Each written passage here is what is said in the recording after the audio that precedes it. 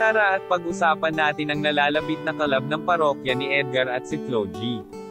Ito nga ang inaabangan ng lahat ng mga kabataan ngayon.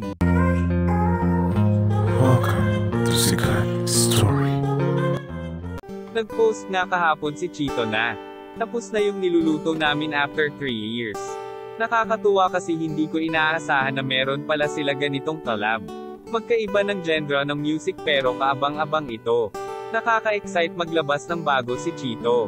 Dahil sa matagal nang hindi tayo nakakarinig ng kanta sa kanila. Kaya pag nilabas na itong bagong kanta nila Flo G, tiyak trending ito. Basahin natin comment ng mga natuwang fans niya. Congratulations Archie! After ni Glock 9 ngayon si Chito Miranda naman. Sayang wala na si Francis M.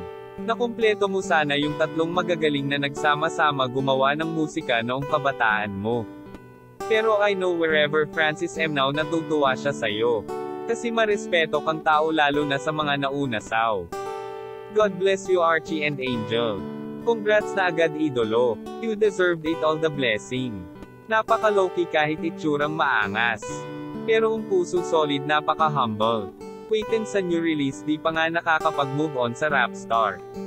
May panibago na naman may badge na rin ako sa'yo Uncle Archie de la Cruz.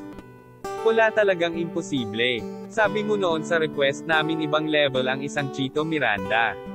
O di ba posible naman pala? Waitins mga idol. Solid neto sigurado. Chito legend na talaga to from Kiko Magalona Glock 9. Then Flo G talent na walang pinipiling generation napaka-rare mo idol. Kailan kaya ilalabas ito nakaka-excite naman?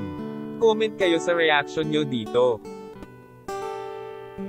Yan lang ang mainit na chika natin ngayon. Halina't mag-like, share and subscribe. Thank you.